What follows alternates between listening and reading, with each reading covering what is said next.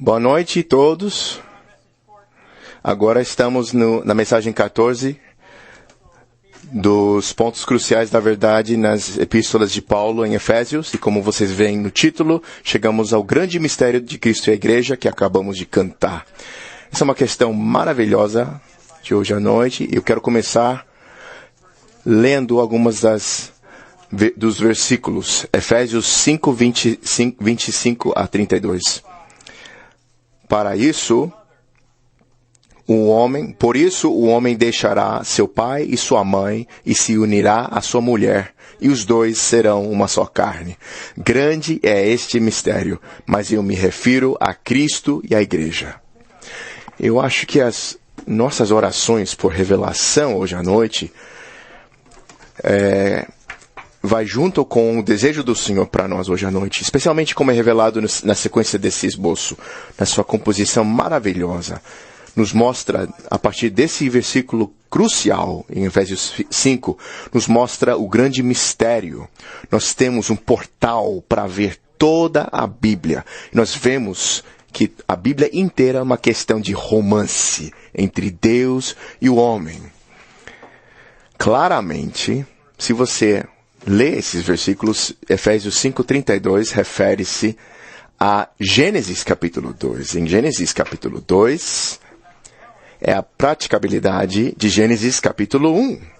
E juntos nos mostram o pensamento de Deus, o propósito dele e como ele vai alcançá-los. Então, Gênesis 2 é um retrato de como Deus obteria o seu propósito, e em Efésios 5:32 é cumprido. E mostra como isso é levado a cabo na era do Novo Testamento. E é claro que isso nos permite a olhar mais para frente em Apocalipse 21 e 22, onde nós vemos o cumprimento do desígnio de Deus em Gênesis 2, com o produto final terminado, que é levado a cabo via ou por meio do grande mistério em Efésios 5, que indica que o nosso romance com Deus é o propósito dele, a maneira dele de levar a cabo tudo que está no seu coração.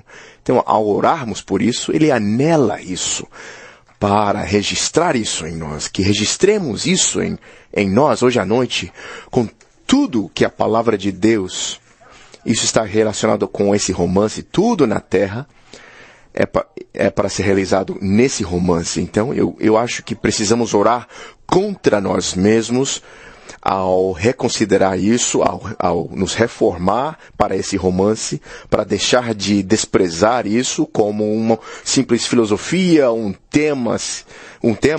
Esse é o coração de Deus aberto a nós. Então, vamos ver isso hoje à noite. Bem, esse grande mistério, é claro, sabemos que Cristo e a Igreja como grande mistério, e a Igreja é o mistério de Cristo. Então, recentemente, na nossa série de mensagens sobre experimentar, desfrutar e expressar Cristo, nós vemos que nós vivemos numa era de mistério. E nesta era de mistério, as coisas não estão esclarecidas na nossa experiência.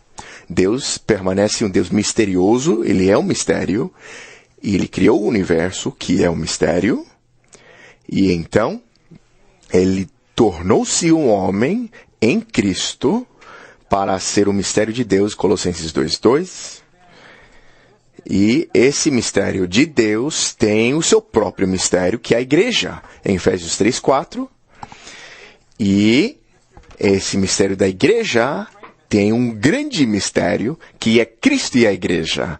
Ou seja, viver o mistério da piedade, ou mostrando o mistério de Cristo habitando em nós como a esperança da glória. Então, o fato de que isso seja o mistério culminado, o mistério final de todos os mistérios desta era. Isso implica que quando experimentarmos esse mistério, esta era de mistério terminará.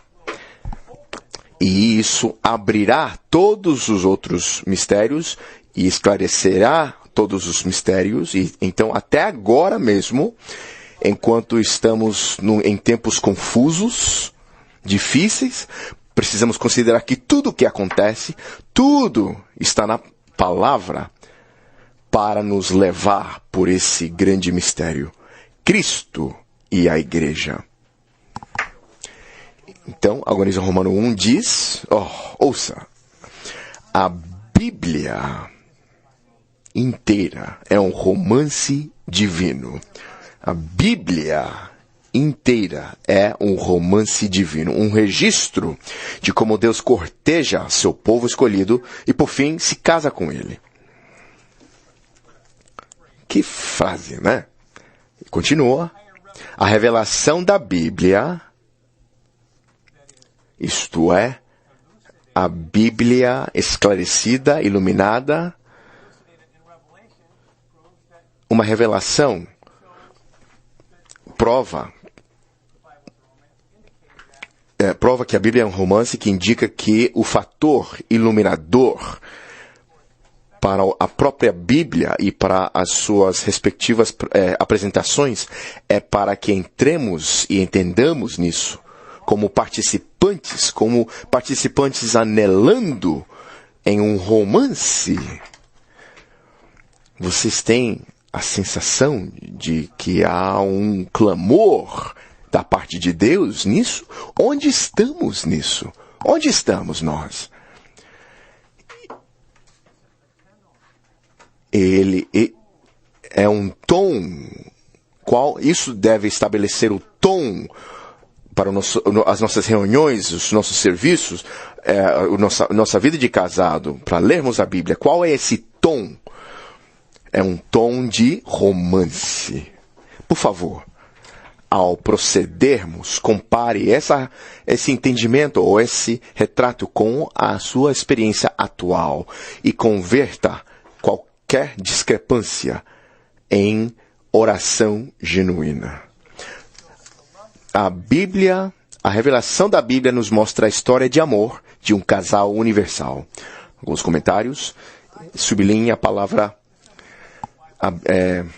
a revelação inteira da Bíblia inteira. A Bíblia inteira, não somente alguns tópicos. Isso indica que tudo na Bíblia se relaciona diretamente ou indiretamente em implicação a esse romance.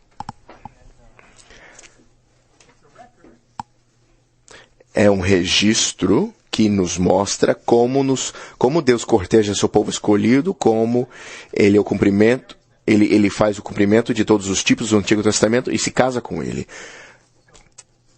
Reparem a frase, por fim.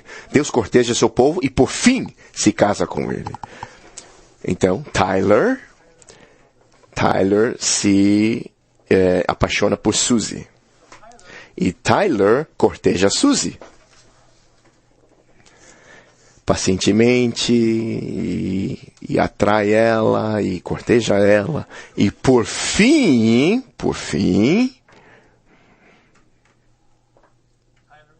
Tyler e Suzy se casam. Tyler se casa com Suzy. Agora, a palavra por fim implica algo sobre a história de Tyler e Suzy, ou mais especificamente a Suzy. Diz que Tyler quer se casar com Suzy e ele está cortejando ela. Ele está se aproximando dela, pedindo para ela, Suzy! E o que está implícito sobre Suzy? Ela está distraída. Não está pronta. Ela está confusa. Ela não tem certeza. Mas por fim, a Suzy fica esclarecida. E Tyler se casa com Suzy. Isso implica que nós não somos românticos. Nós não somos românticos com ele. É por isso que tem que ter um por fim. O que vai encurtar esse por fim? Precisamos ser românticos para com ele. Essas referências, irmãos e irmãs, esses versículos, essas referências são incríveis. Devemos usar tempo para ler todos, mas não podemos. Mas os versículos formam uma impressão impressionante da Bíblia e desse romance. Você pode ou não ter lido o Ministry Magazine sobre o estudo de cristalização dos profetas menores. Se vocês não leram, eu recomendo a vocês que leiam mensagens 1 e 2 desse estudo de cristalização dos profetas menores, onde o nosso irmão indica que os profetas menores, aparentemente, é uma seção menos consequencial ou menos importante, são vívidos como em romance, nessa questão de romance. Então, nós temos vários versículos aqui dos profetas maiores. Temos esses versículos também em Gênesis 2 sobre Adão e Eva como um tipo cumprido em Efésios 5:32, mas nós temos Cântico dos Cânticos 1, versículos 2 a 3. Então, a nossa necessidade de ser despertados para esse romance. Vocês se lembram desse Cântico dos Cânticos em capítulo 1, versículos 2 a 4? Capítulo 2 diz... Bom, capítulo 1, versículo 2 diz que beija-me, beija-me, beija-me. Isso é romântico. É um começo romântico de um livro.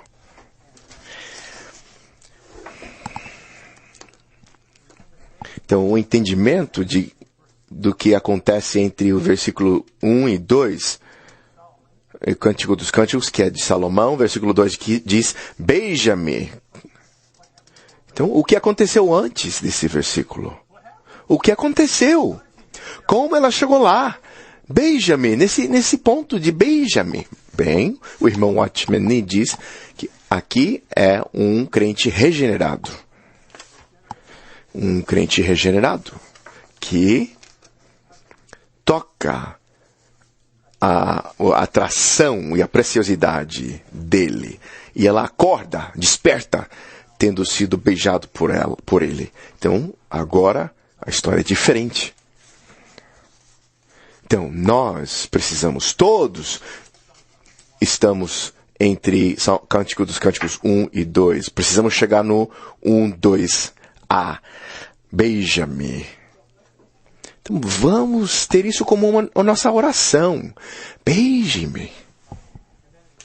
E então no versículo 4 diz: leva-me após ti, apressemo-nos, correremos após ti. O rei me introduziu nas suas recâmaras.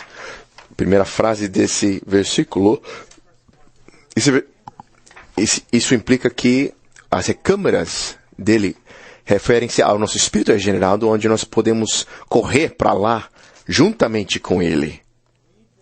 Quando você lê esse versículo, a próxima vez que você ler, você perceberá, ou a próxima vez que falarmos sobre exercitar o nosso espírito, contatar o Senhor, você se lembra?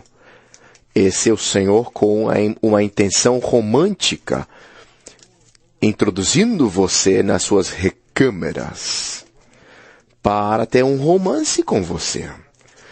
Devemos ter essa percepção. Vamos chegar na letra A. Quando ao povo de Deus entrar no seu relacionamento amoroso com Deus, quando nós, como povo de Deus, entramos no relacionamento amoroso com Deus, nós recebemos sua vida, assim como Eva recebeu a vida de Adão. Tem aqui o Gênesis 2:21. É essa vida que nos capacita a tornar-nos um com Deus e o faz um conosco. Então, por favor, reparem. Estamos falando do grande mistério, que é uma história de romance. Aqui diz, quando nós, como povo de Deus, entramos no relacionamento amoroso com Deus, nós recebemos sua vida. Isso se refere à nossa regeneração. Primeiramente, daí para frente, refere-se a toda a nossa vida cristã. Nós temos a Ele como vida.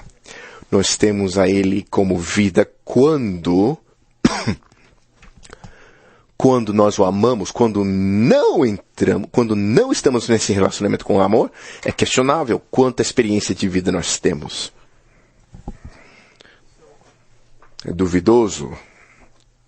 Então, esta vida, 1 João 5,12, é uma pessoa romântica. E nessa pessoa romântica há vida. Sem um toque com essa pessoa romântica, nós temos vida de vez em quando, ocasionalmente, porém não de maneira rica. Então, o amor dá vida em Apocalipse 2:4 e 2:7, e assim por diante em nossa experiência. B. A fim de que Deus e o seu povo sejam um, deve haver um amor mútuo entre eles. Então, mais uma vez, reparem a palavra deve haver. Ou seja, tem de haver, não é opcional para nós. Se seremos um com ele, nós não conseguimos ser um, como nós vemos em Gênesis capítulo 2, sem entrarmos nesse romance, nesse contexto do grande mistério em Efésios 5:32.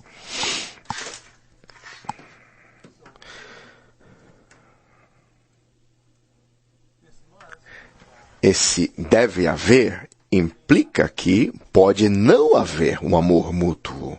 Então deixa eu lhes perguntar, será que o amor entre você e o Senhor é mútuo? A definição de amor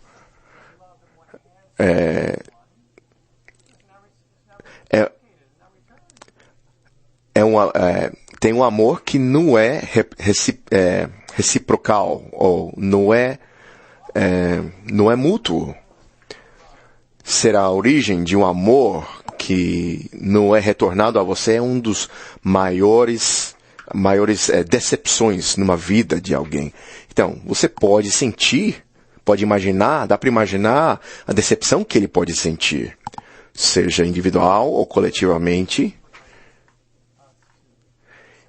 Ele gostaria que nós voltemos esse amor para ele. Reparem as referências aqui. Em João, diz se indica que isso é condicional. Em Êxodo 20, versículo 6, diz que se o amarmos até um pouquinho só, ele nos amará por milhares de gerações. Que indica que o nosso pequeno amor é voltado do lado dele de maneira eterna. C. O amor entre Deus e seu povo desvendado na Bíblia, principalmente como o amor afetuoso entre um homem e uma mulher. Agora, esse amor, lembrem-se que esse amor, em nossa experiência desse amor, é esse amor referido em 1 Coríntios 2:9, que nós não conseguimos conceber ou entender, compreender quão maravilhoso esse amor. É além da nosso entendimento. Esse amor é de uma natureza de casados. Nós vemos em Isaías que nesse amor de casados tem outros tipos de amor que nós podemos ter em nosso relacionamento com Ele, mas na nossa experiência nós amamos a Ele primeiramente como esposo e esposa. Podemos ter um amor de serviço, de amor sacrificial, mas precisamos ter um amor romântico de casados. Um amor romântico. Uma das referências aqui, Jeremias 2:2, nos diz: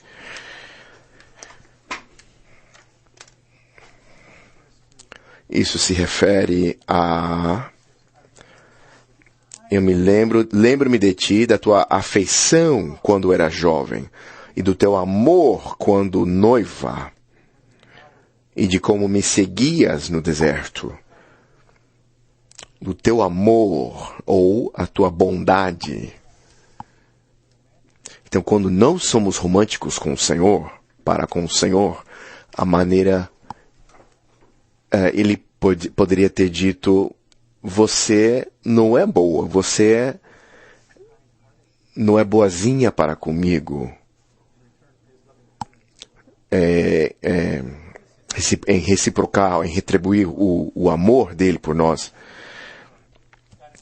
À medida que o povo de Deus ama a Deus e passa tempo tendo comunhão com Ele em sua palavra, Deus os infunde com o seu elemento divino, fazendo-os um com Ele como sua esposa, iguais a Ele em vida, natureza e expressão. Então, nós achegarmos à palavra é achegarmos ao nosso noivo, e ao buscar o nosso noivo, nós o encontraremos. Ele sairá para se encontrar conosco, se infundirá em nós, e essa infusão irá nos preparar para ser iguais a Ele, para ser a esposa dele. Então, como diz em João 5, se nós não chegarmos à palavra buscando a Ele, não teremos vida e não nos tornaremos o seu complemento.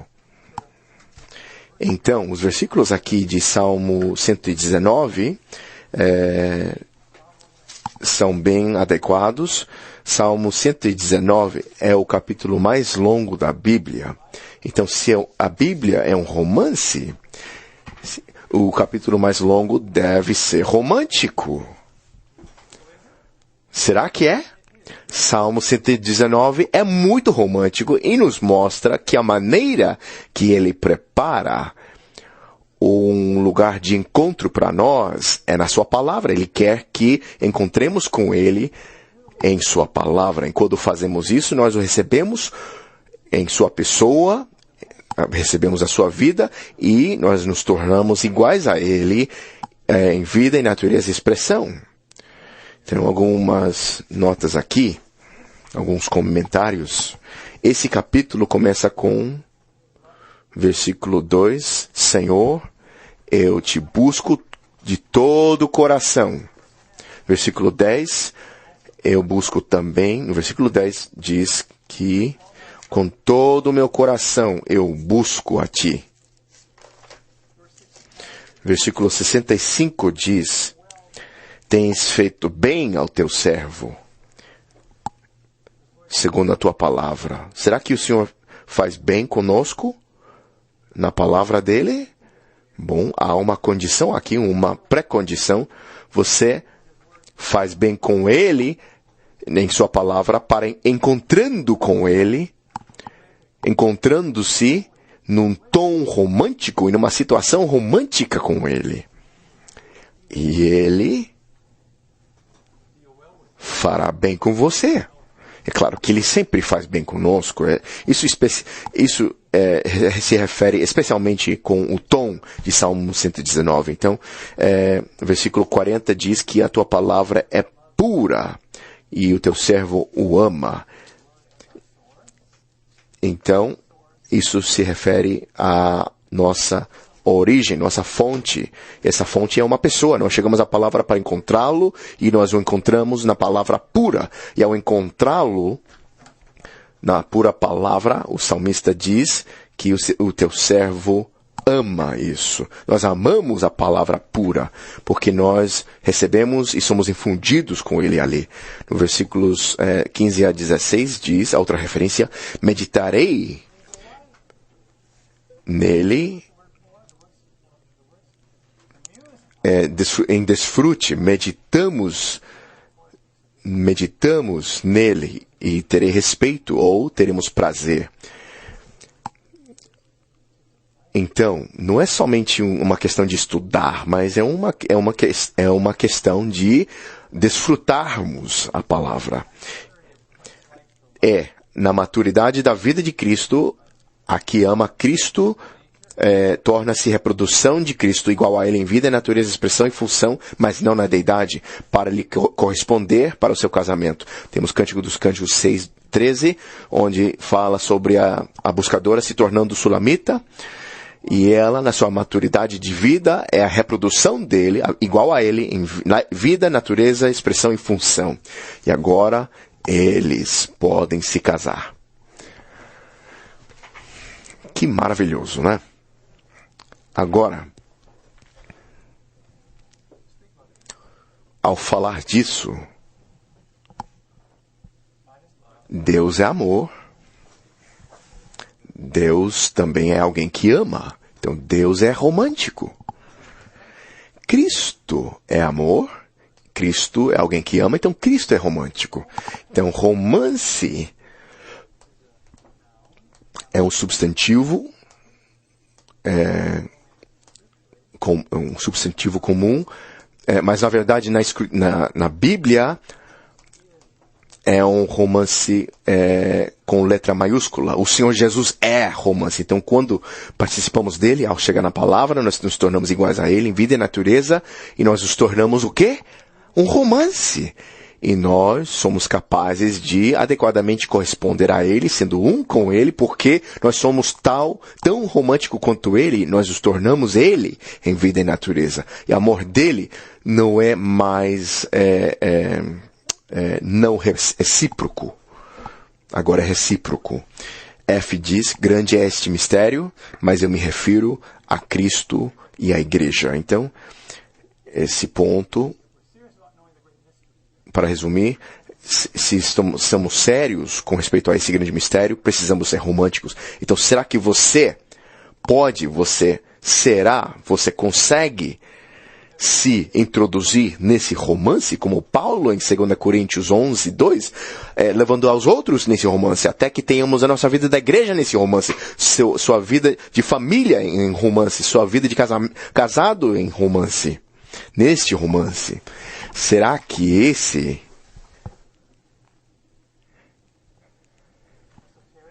é abstrato, distante? Não, isso é prático. Isso é o que é exigido agora, a fim de que esse grande mistério seja levado a cabo, né, e esta era de mistério seja terminada. Isso nos leva ao Gênesis Romano 2. Em Gênesis 2 nós vemos uma figura de Cristo e a igreja nos tipos de Adão e Eva. Então, A diz que Adão tipifica Deus em Cristo como marido verdadeiro e universal, que está buscando a esposa para si. Então, aqui nós temos Adão tipificando Cristo, buscando uma mulher, uma esposa. E em Romanos 5:14 diz que Adão prefigura a Cristo. E em João 3 diz que ele é o noivo, Cristo é o noivo. Em relação a esse Adão criado em Gênesis capítulo 2, versículos 21 e 22, o Senhor diz que não é bom que o homem esteja só. Far-lhe-ei uma auxiliadora. O desejo de Deus é que Cristo tenha um complemento, tenha uma esposa, tenha uma auxiliadora, e a criação da Eva, nós veremos que isso mostra como isso nos mostra tudo que nós vamos experimentar agora. Então, ponto 1, a necessidade de Adão ter uma esposa tipifica e retrata a necessidade de Deus em sua economia, ter uma esposa como sua companheira, seu complemento, literalmente seu paralelo. 2, embora Deus, Cristo, seja absoluta e eternamente perfeito, ele não está completo sem a igreja como sua esposa. 3, Deus deseja ter tanto Adão, que tipifica Cristo, como Eva, que tipifica a igreja. Seu propósito é que tenham eles domínio. Então, ele não somente quer que Cristo tenha domínio, ele quer que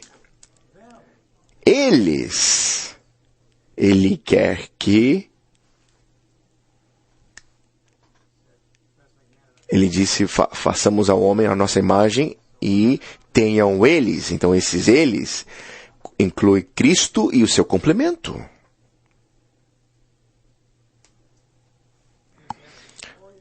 É ter um Cristo vitorioso mais uma igreja vitoriosa. Um Cristo que venceu a obra do diabo, mais uma igreja que derrubou a obra do diabo. Deus quer que Cristo e a igreja tenham domínio. Então, santos, e precisamos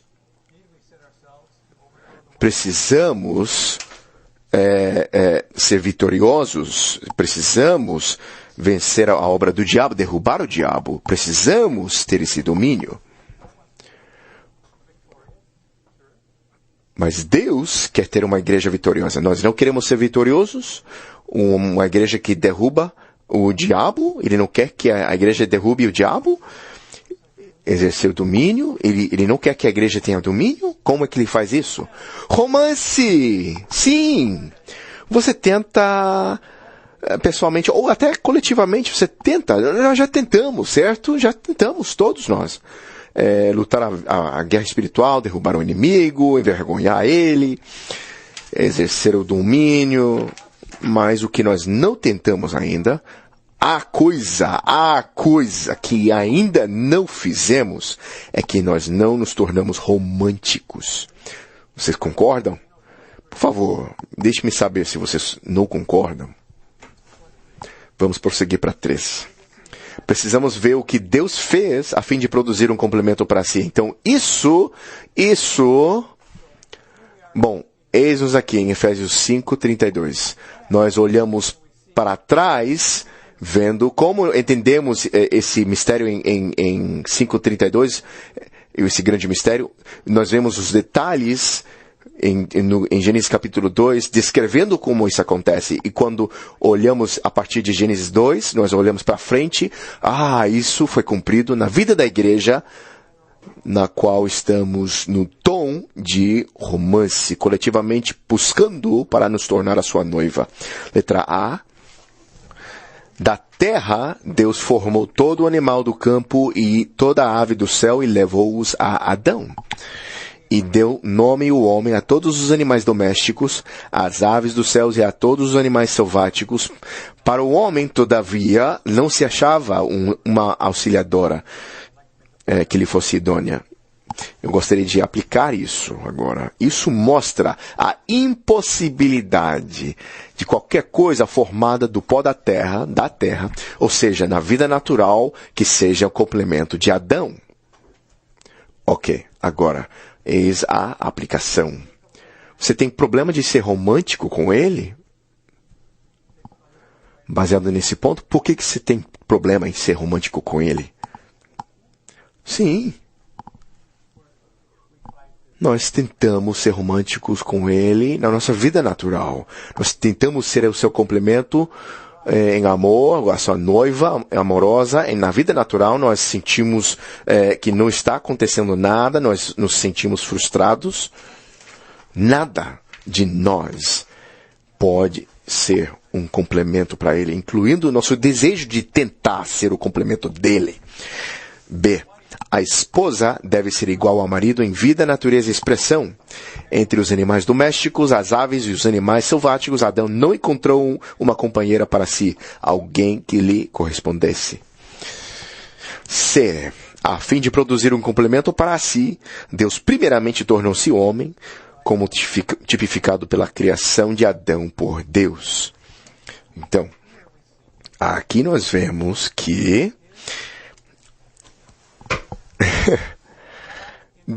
a encarnação de Deus foi para produzir um complemento para si, indicando que a sua encarnação foi o quê? Sua encarnação foi o quê? Romântica. Então, quando você estuda a sua encarnação, aprecia a encarnação, louva ele por sua encarnação, isso exige que você seja romântico com ele. Ou, caso contrário, você não entende de maneira plena o que a sua encarnação estava fazendo. Era para produzir o seu complemento. João 3:29. E então, viver no princípio da encarnação, nós falamos sobre isso, certo? Fazemos as coisas acontecem, observamos as coisas na Bíblia e falamos, isso é no princípio de encarnação. Agora vamos falar do princípio de encarnação, não referindo-se a alguma coisa que façamos, contatando, porque isso pode ser de uma questão de tarefa, né? Mas para tornar isso pleno, predizível, extensível, o princípio da encarnação é o princípio da encarnação em romance. Espero que você não pense que eu estou exagerando aqui ou sendo demais aqui. Lembre-se, a Bíblia inteira e a revelação inteira da Bíblia trata-se de romance. Então,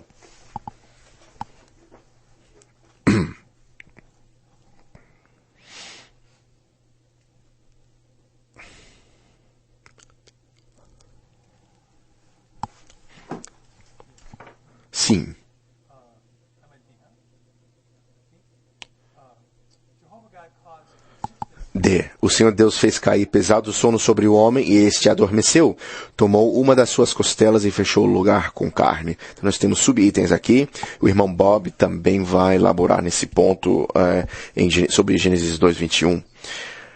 Então, nós acabamos de ver que a sua encarnação foi romântica. Então, por que ou como o adormecer do Senhor de Adão e essa operação de cirurgia de tirar-lhe a costela, isso indica que, ou significa que, como nós veremos, que a sua morte, isso indica que a sua morte também é romântico. A sua morte é romântica. Falamos sobre a sua morte ser doce, também é muito romântica. Em Hebreus 12:2, em Isaías 53, versículos 10 a 11, entre outros, a sua morte foi romântica. Subitem 1. O sono profundo de Adão para produzir Eva como sua esposa tipifica a morte de Cristo na cruz, para produzir a igreja como seu complemento. Na Bíblia, sono significa morte. Então, ao tentar, baseado nesse tipo de entendimento, eu vou tentar resumir aqui. Considere que a morte de Cristo pode ser significado por duas coisas. A sua morte foi redentora e romântica, dois R's. É uma morte redentora ou redentiva ao lidar com o pecado, a carne, o velho homem, a constituição natural, o mundo, a velha criação, as ordenanças. E ao fazer isso, ele esclareceu ou removeu toda barreira entre nós e ele. Ele fechou a brecha entre nós e ele, nos trouxe perto. Essa foi a sua morte redentora. Sua morte romântica, agora, falamos que isso é romântica porque quando o Senhor morreu na cruz e o seu lado foi traspassado em João 19 e a água e o sangue saíram, essa cura dupla foi para o nosso pecado e para a nossa morte. Ocorreu depois que ele já havia morrido. Então, o seu sono, em Gênesis capítulo 2, naquele momento, em Gênesis capítulo 2, referia-se à sua morte, na qual algo procederia da parte dele para se tornar o seu complemento. Na cruz, quando isso aconteceu, isso já havia ocorrido, ele já havia morrido na época em que o seu lado foi traspassado e daí da parte dele saiu a água para a vida, para a cura. O sangue saiu para a redenção e a vida saiu para romance. Então, esses dois aspectos nos ajudam a entender que a morte dele na cruz estava cheia de sentimento romântico. A morte de Cristo é a morte que libera a vida, infunde vida, propaga a vida, multiplica a vida e reproduz vida, que é apresentada pelo grão de trigo que cai na terra para morrer e crescer a fim de produzir muitos grãos para formar o pão, que é o corpo, a igreja. 1 Coríntios 10, 17. Então, essa morte que acabamos de falar é romântica. Esse aspecto de liberar vida, essa parte tipificada em Gênesis 2, 21 e 22, que significa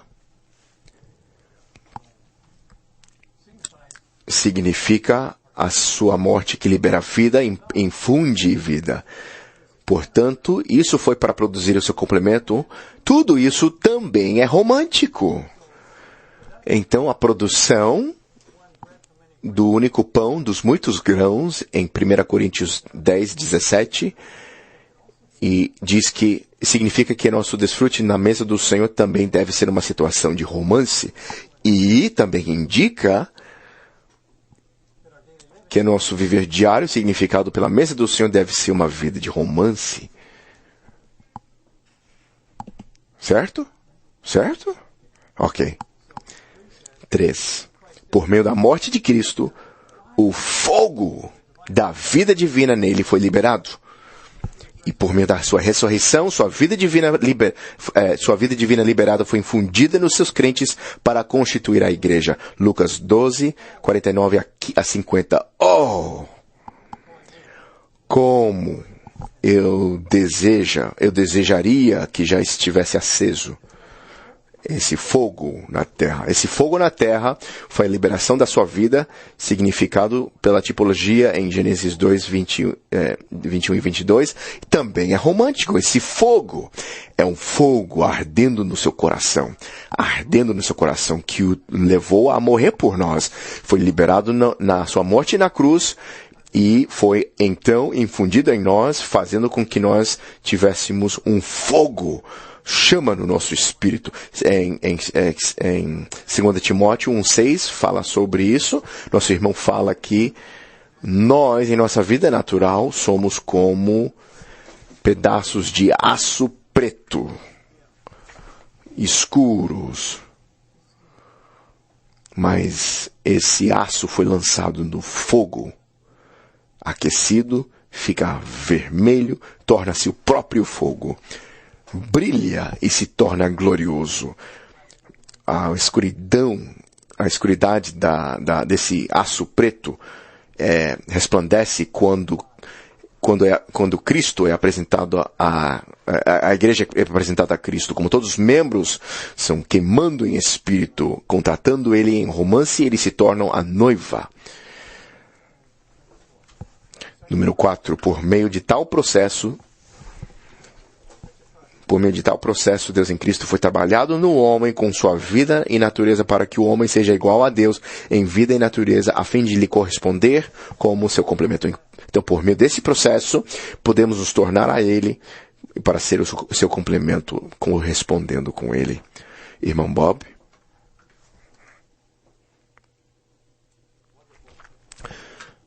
Maravilhoso. Isso realmente é um grande mistério. Até considerarmos os pontos que o Rick abordou agora é muito esclarecedor. Precisamos ouvir repetidamente, exercitando o Espírito, se abrindo ao Senhor. Eu pensei que enquanto Rick lia ponto C, a fim de produzir um complemento, se você precisa produzir, significa que não existe. Significa que um complemento para o Senhor não existia. Nenhuma das coisas criadas, nenhuma das coisas da velha criação podia corresponder ao Senhor, porque não tinha sua vida e natureza. Então ele primeiramente tornou-se homem. Eu não vou usar muito tempo nisso, mas isso me lembrou de Oséias, eu acho que é 11:4, como Deus atraiu o seu povo com cordas humanas. Deus nos ama com seu amor divino. Não tem nenhuma pessoa em todo o universo mais romântica do que Deus. Tô certo?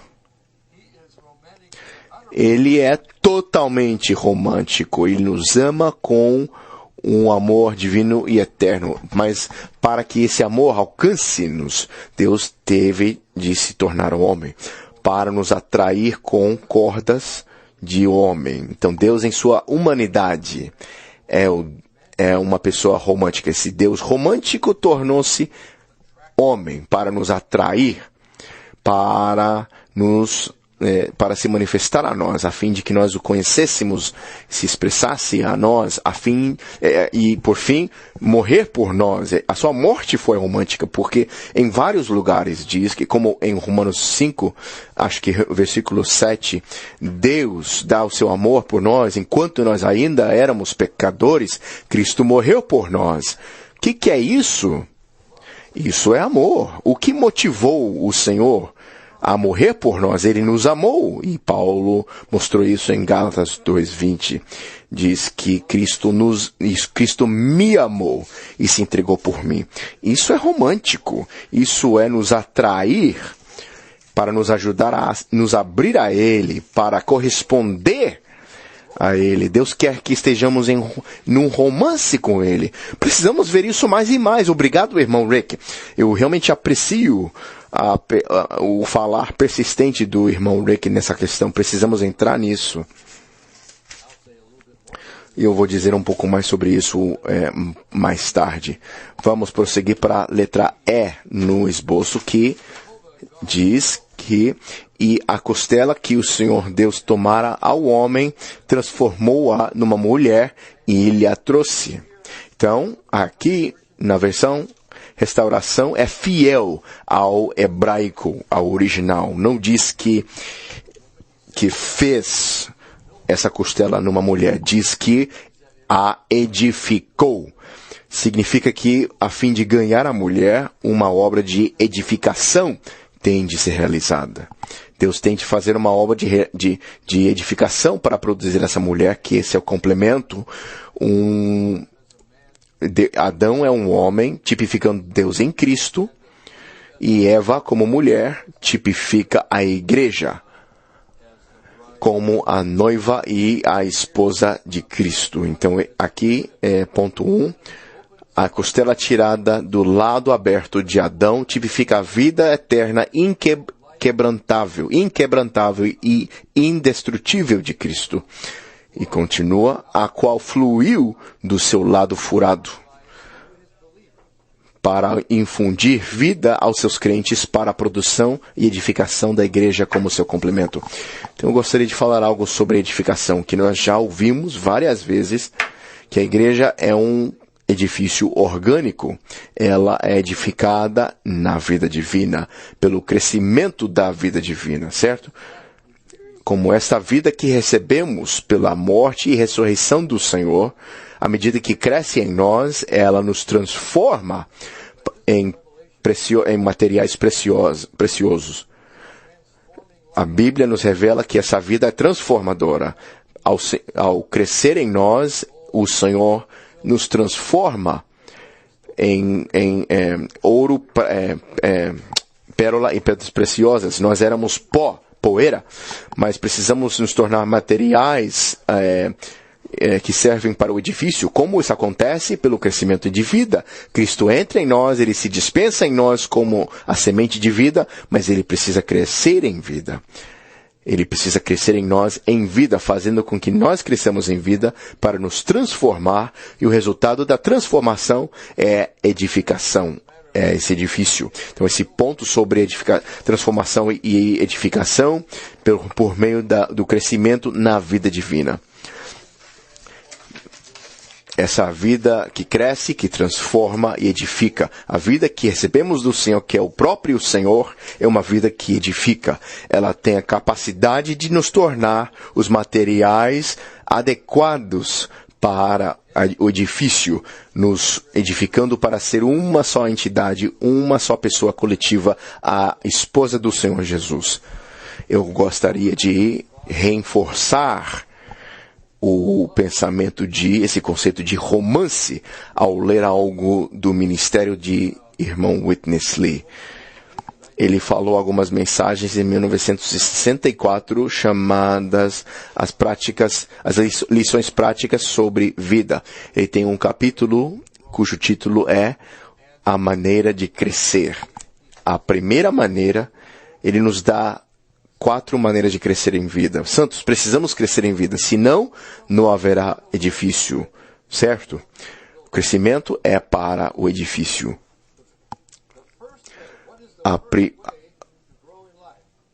A primeira maneira de crescer em vida é amar o Senhor.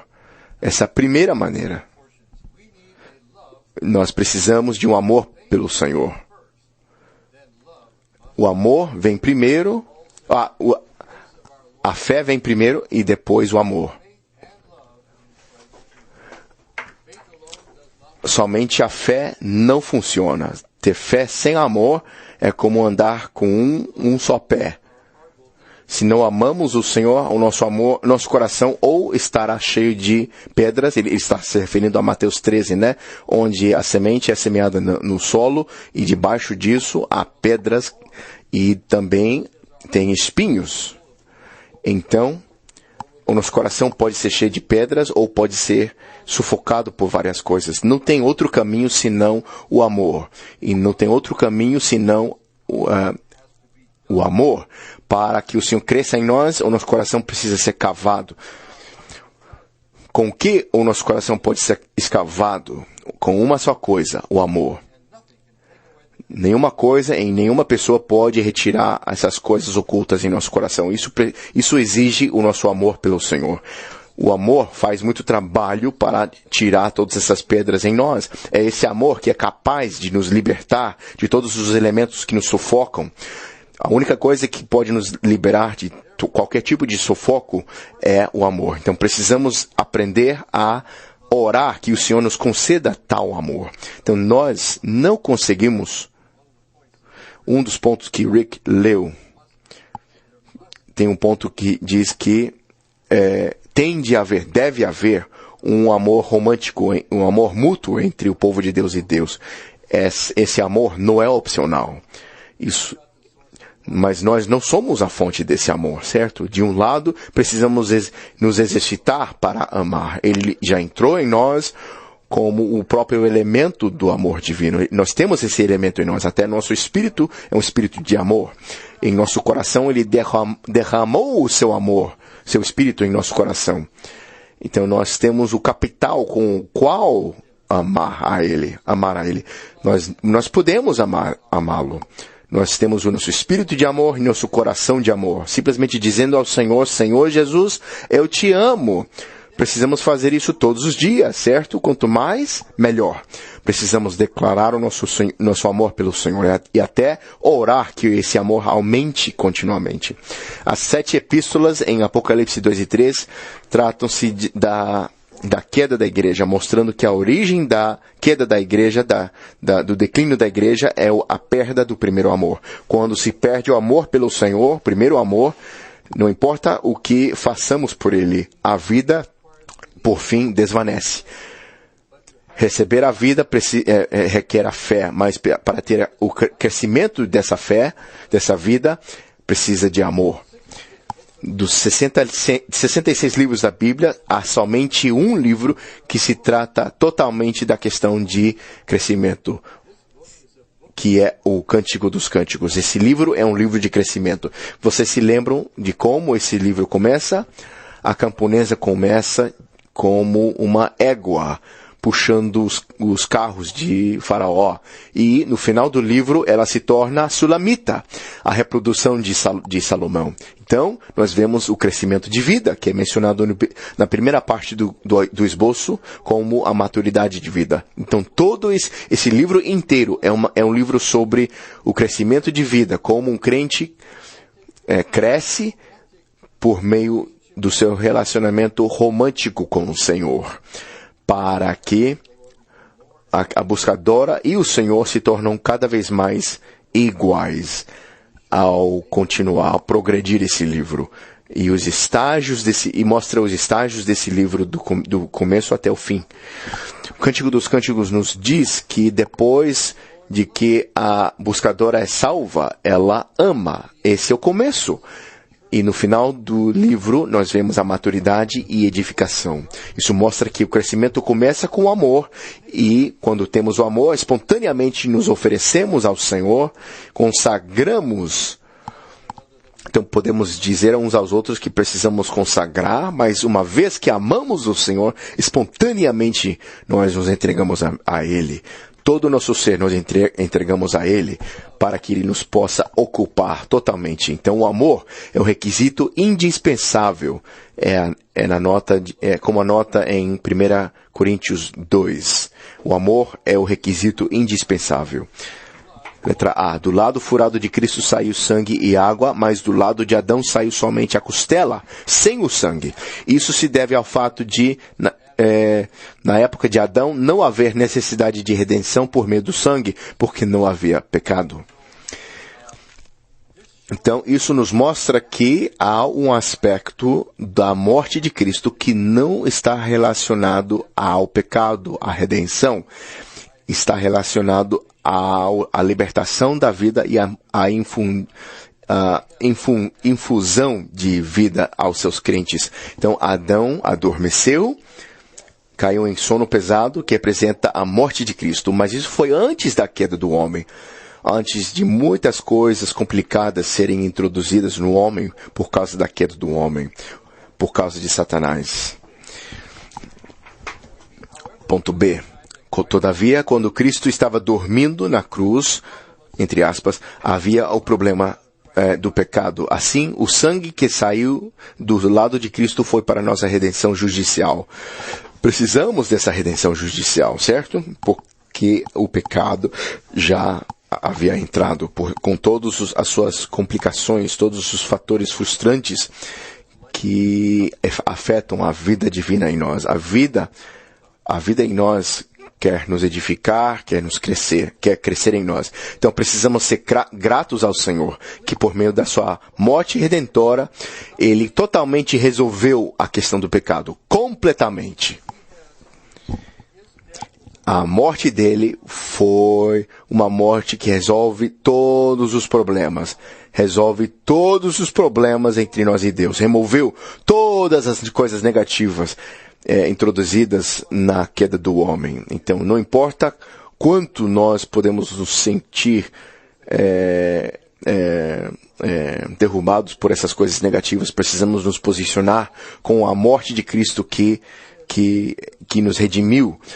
Precisamos nos posicionar contra a carne, o mundo, o pecado. Todas as coisas negativas foram terminadas na morte de Cristo. Esse é um fato no qual precisamos nos posicionar.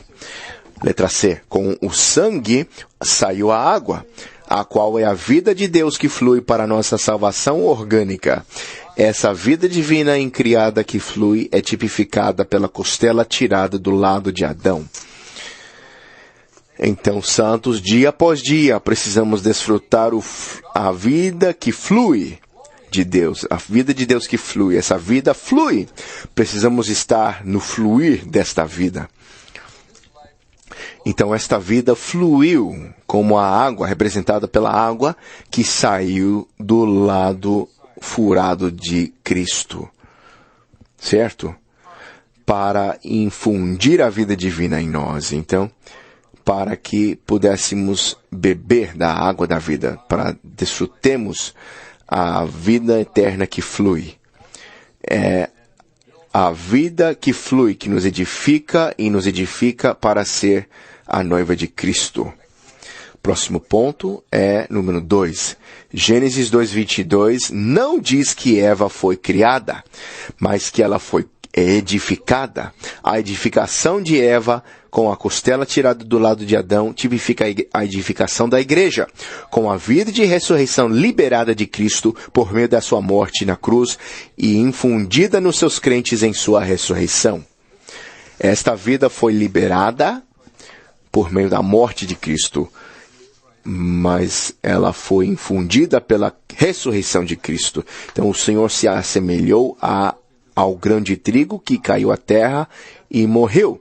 Mas a morte daquele grão libera a vida que está contida nessa semente. Que coisa maravilhosa que Deus fez na sua criação. Um grão de trigo cai na terra e morre, e a vida é liberada daquele grão.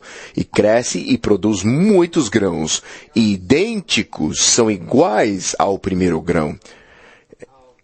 É uma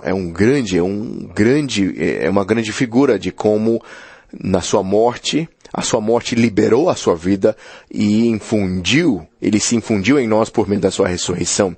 Em 1 de Pedro 1:3, ele bendice Deus Pai do nosso Senhor Jesus Cristo, que segundo a sua grande misericórdia nos regenerou para uma viva esperança mediante a ressurreição de Jesus Cristo dentre os mortos. Esse é um dos grandes versículos no Novo Testamento que mostra que pela sua morte, a sua regeneração, a sua ressurreição, fomos regenerados. Nós nascemos na carne pelos nossos pais humanos, mas nascemos de novo pela ressurreição de Cristo. Essa vida foi infundida em nós. A igreja como a verdadeira Eva. A verdadeira Eva é a igreja. É a totalidade de Cristo em todos os seus crentes. A igreja é a reprodução de Cristo. Além do elemento de Cristo, não deve haver nenhum outro elemento na igreja. Então, aqui nós temos Eva, que foi produzida somente e absolutamente da costela que foi tirada do Adão. Significa que em Eva não havia outro elemento senão o elemento de Adão. Ela foi totalmente formada da costela que fora tirada de Adão. Então, em um certo sentido, nesse sentido, a igreja é o aumento do elemento de Cristo. Não deve haver nenhum elemento na igreja senão o elemento de Cristo. Então, precisamos tomar cuidado para não introduzir nada senão Cristo para constituir a igreja. É impossível isso. A igreja tem de ser Cristo. Somente o que sai de Cristo com a sua vida de ressurreição pode ser o seu complemento e companheira, o corpo de Cristo. Então, a costela saiu de Adão para se tornar Eva. Então, a vida de ressurreição fluiu de Cristo quando ele foi furado na cruz para produzir a verdadeira Eva, que é a igreja. O complemento e a companheira de Cristo. Ponto A. Precisamos nos despojar da vida natural até o Cristo vivo poder ser expressado a partir do nosso espírito. Então, seremos a igreja em realidade. Então, a vida natural não tem lugar nenhum na igreja. Não tem lugar nenhum na igreja. Somente aquilo que procede de Cristo, com a sua vida de ressurreição. Somente a vida de ressurreição de Cristo, a pessoa viva do próprio Cristo, é o elemento único e a essência da igreja. Esse elemento e essência podem se tornar a essência e elemento do nosso ser, para que nos tornemos a sua reprodução, certo? Nós nos tornamos o seu aumento, a sua expressão, e, por fim, a sua expressão. Nós expressamos aquilo que somos. Se formos Cristo, expressaremos Cristo. Se formos constituídos com Cristo e se Ele se tornar a nossa vida, elemento, essência, interiormente, então, a nossa vida exteriormente, espontaneamente expressará a Ele sem nenhum esforço da nossa parte. Então, essa é a coisa principal. Precisamos ser saturados com Ele até que o Cristo vivo seja expressado do nosso espírito. E então seremos a igreja em realidade. Qualquer coisa que não chega a esse nível não é a igreja em realidade. Aqui esses versículos nos dizem que precisamos nos revestir do novo homem. Colossenses 3, 10 a 11. Que está sendo renovado para o pleno conhecimento segundo a imagem daquele que o criou, onde não pode haver grego, nem judeu, circuncisão, nem incircuncisão, bárbaro, cita, escravo, livre, mas Cristo é tudo e em todos. Cristo é tudo e em todos. Então nós nos revestimos do novo homem, nós nos despojamos do velho homem, nós nos despojamos de todas essas distinções, gregos, judeus, circuncisão e incircuncisão, todas essas coisas são parte da velha criação, do velho homem. Essas coisas devem ser despojadas para que Cristo se torne tudo no novo homem. Ele é tudo e Ele é em todos. Ele está em todos os membros. E espontaneamente esse novo homem torna-se a expressão de Cristo. Porque Cristo é a única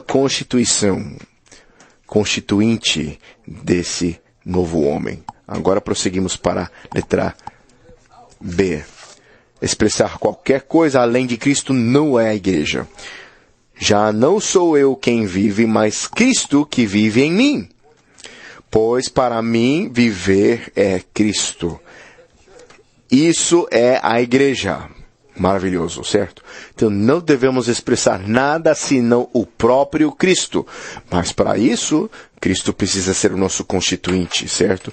Ele precisa ser constituído e trabalhado em nós, mesclado conosco mais e mais dia após dia. Então quando Paulo diz que não sou mais eu quem vive, ele se referia ao homem velho, natural e caído, que havia sido crucificado com Cristo. Precisamos nos posicionar nesse grande fato, que o eu, esse eu, que vivia independentemente de Deus. O problema desse eu é que ele é independente de Deus. E o problema com o eu não é que ele seja bom ou mau. Isso não significa nada. Ser bom ou mal significa nada. Ele é independente de Deus. Contanto que sejamos independentes de Deus, desde que vivamos nosso homem velho, natural, que seja bom ou mal, é o velho eu e precisa ser eliminado. E já foi terminado. Certo? Então Cristo morreu e nessa morte esse eu morreu. Precisamos perceber isso e exercitar a nós mesmos para aplicar esse fato. É o Cristo que vive em mim. Quem é esse mim? É o novo homem redimido e regenerado, novo. Não o velho homem independente de Deus, mas o novo homem dependente, depende de Deus. Ele é dependente de Deus. Ele permite que Cristo viva nele. Esse é o viver da igreja. O viver da igreja não é fazermos coisa alguma à parte do Senhor. É Cristo vivendo em nós e Ele sendo expressado no nosso viver. Isso é... E Ele ser expressado por meio de nós. Essa verdadeira igreja e a verdadeira companheira de Cristo. Somente o que sai de Cristo pode ser reconhecido por Cristo. Reconhecido significa aprovado, aceito, recebido. Vocês se lembram quando Adão estava olhando para todos os animais, ele não reconhecia nenhum deles como sua esposa. Ele não reconhecia nenhum deles como a sua esposa, porque eles não eram iguais a ele em vida, natureza e expressão.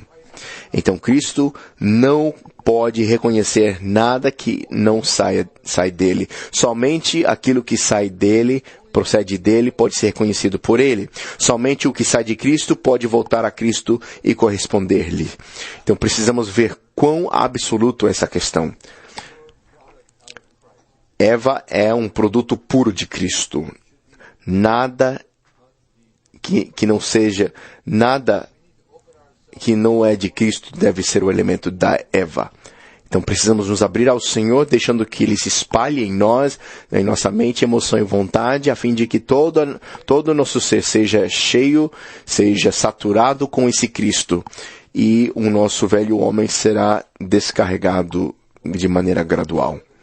Ponto 5. No fim da Bíblia há uma cidade, a Nova Jerusalém, a mulher final e eterna, a noiva coletiva, a esposa do Cordeiro, edificada com 3 materiais preciosos, cumprindo pela eternidade o tipo mostrado em Gênesis 2.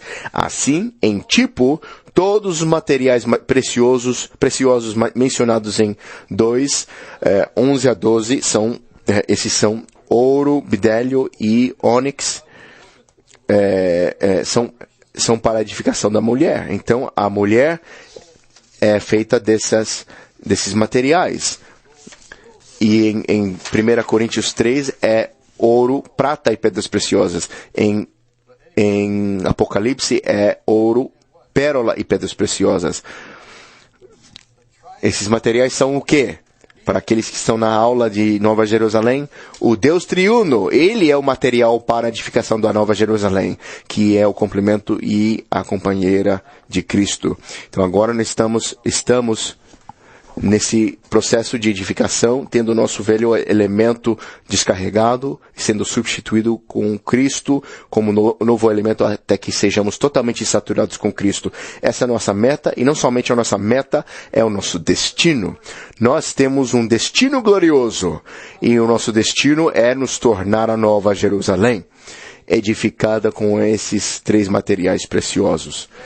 Então, o muro ou a muralha, se você ler Apocalipse 21 e 22, a muralha é jaspe. Os fundamentos é de todas as pedras preciosas. E as 12 portas são 12 pérolas. E a sua rua é feita de ouro puro. Então, esses são os materiais da Nova Jerusalém. Isso significa que o crescimento de Cristo como vida em nós, esses materiais são produzidos em nós e são edificados para se tornar a cidade santa. Número 6. Assim como Eva foi tirada de Adão e levada de volta a Adão para ser uma só carne com ele, também a igreja produzida a partir de Cristo voltará a Cristo para ser um só espírito com ele. Cristo e a igreja como um só espírito, tipificado por um marido e esposa como uma só carne, são um grande mistério.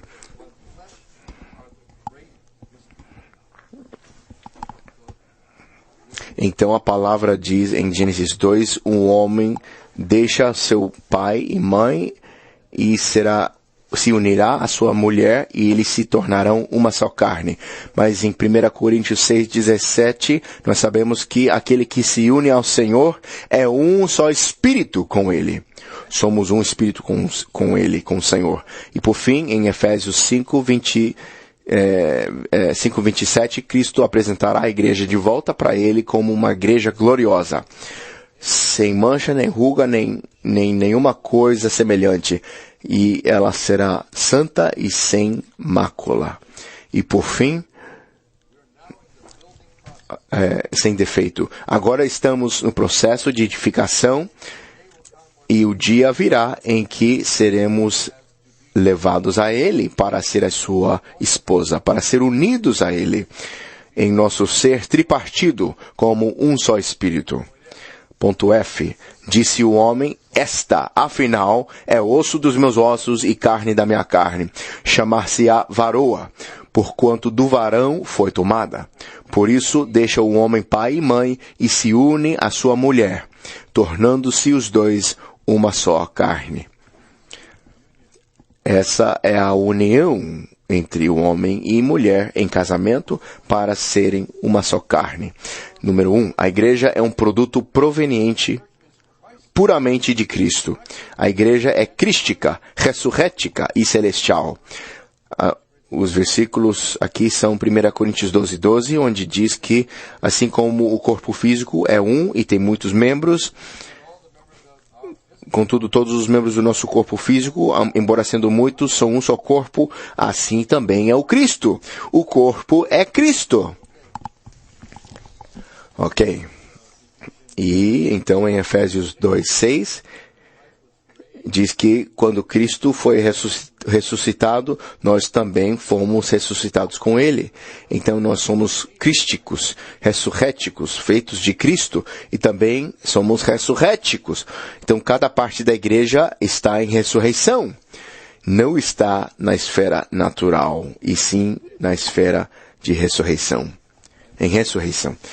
E celestial, porque depois de ter sido ressuscitados com Ele, também fomos sentados com Ele nos lugares celestiais. Então, nossa posição é nos céus. Então, a igreja é crística, ressurrética e celestial. Somente aqueles que são regenerados de Cristo e que vivem por Cristo, como a igreja, podem corresponder a Cristo e complementá-lo. Amém. Senhor, queremos corresponder ao Senhor e o complementar. Senhor, nós queremos ganhar uma maneira de ser o seu complemento. Queremos fazer parte da tua companheira. Então, no corpo, o corpo é Cristo, certo? Nada senão Cristo. No novo homem, Cristo é tudo e em todos. E a noiva, há somente um elemento, o elemento de Cristo. Então, Cristo é tudo na igreja. Ok.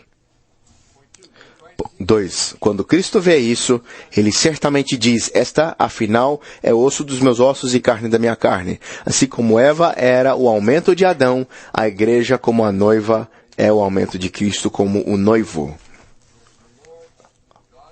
Então, Deus tornou-se homem para que ele fosse aumentado, Deus em si jamais pode ser aumentado. Não tem maneira de aumentar a si mesmo. Mas em sua humanidade, Deus pode ser aumentado. Como a noiva de Cristo, somos o aumento de Cristo. Ele entrou em nós, ele nos tornou o seu aumento. 3. Adão e Eva tornaram-se uma só carne, uma unidade completa. É uma figura de Deus e o homem unidos como um só espírito. A nova Jerusalém vindoura será a união eterna de Deus e o homem. Um casal universal como uma unidade completa composta da divindade e humanidade. Esta será a nova Jerusalém. E o irmão Witness Lee disse que essa noiva, a nova Jerusalém, cumprirá os dois aspectos do propósito eterno de Deus. Primeiro, a nova Jerusalém será a plena expressão de Deus em sua imagem plena. Então, a nova Jerusalém, quando Deus criou Adão, ele criou o homem à sua imagem. E ele disse, tenham eles, o homem e a mulher, tenham eles domínio. Então, imagem e domínio, já ouvimos isso muitas vezes. Mas a nova Jerusalém será a expressão plena de Deus na imagem de Deus. Em Apocalipse 12:11 diz que ela tem a glória de Deus. E o seu muro, sua muralha, diz que ela é como uma pedra de jaspe. Então, a cidade reflete e expressa Deus em sua imagem. O segundo aspecto do propósito cumprido pela Nova Jerusalém é que a Nova Jerusalém subjuga o inimigo, conquista a terra e exerce a autoridade de Deus em todo o universo, especialmente as coisas que rastejam sobre a terra. É isso que Deus quer. Ele quer ter Cristo como o homem que expressa Deus, certo? E o homem vitorioso. Se você pensa no Senhor, onde quer que ele fosse, o inimigo era derrotado. Ele fez com que o inimigo sofresse perda em qualquer lugar, todos os lugares. Em sua vida humana, sua morte na cruz, sua ressurreição, ele era um homem vitorioso. Mas Deus não está satisfeito com um só homem vitorioso. Ele quer ter um complemento para esse homem que é igual a ele em sua glória e em sua vitória. Então, Deus está nos tornando hoje tal complemento. Ok. Ponto G. Adão e Eva, sendo um, viveram uma vida de casados juntos como marido e esposa. Isso retrata que na Nova Jerusalém, o Deus Triuno Redentor, processado e consumado como marido universal, viverá uma vida de casado com a humanidade redimida, regenerada, transformada e glorificada como a esposa para sempre. Esse é o nosso destino, santos. Não devemos buscar entrar nesse romance hoje. Não devemos esperar, não queremos esperar até lá. Queremos entrar no romance hoje, certo? O nosso Deus é tão romântico, Ele é a pessoa mais romântica de todo o universo.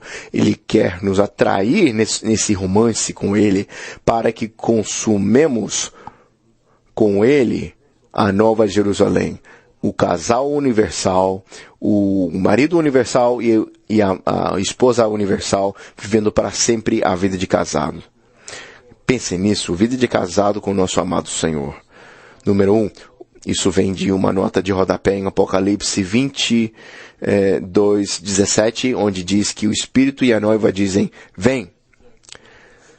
É uma citação dessa nota de rodapé. O Senhor soberano que criou o universo e todas as coisas, o Deus triuno, o Pai, o Filho e o Espírito, que passou pelos processos de encarnação, viver humano, crucificação, ressurreição e ascensão, e que por fim tornou-se Espírito que dá vida.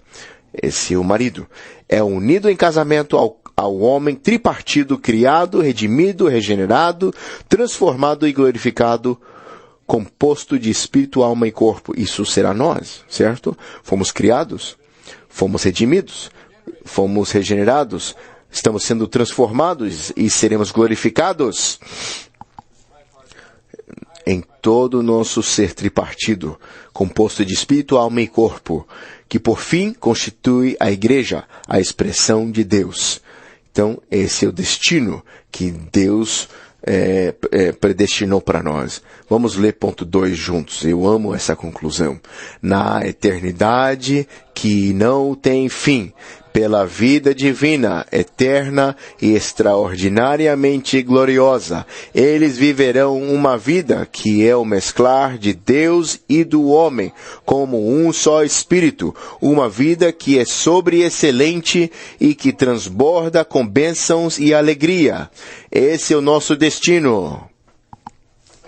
Então, que o Senhor seja misericordioso para conosco, para tornar a todos nós românticos com Ele, a fim de entrarmos nesse romance divino e humano, para que Ele possa se dispensar em nós e nos tornar e nos edificar para ser o seu complemento. E, por fim, viveremos essa vida de casados com Ele como um só Espírito, uma vida que é super excelente, que transborda com bênçãos e alegria.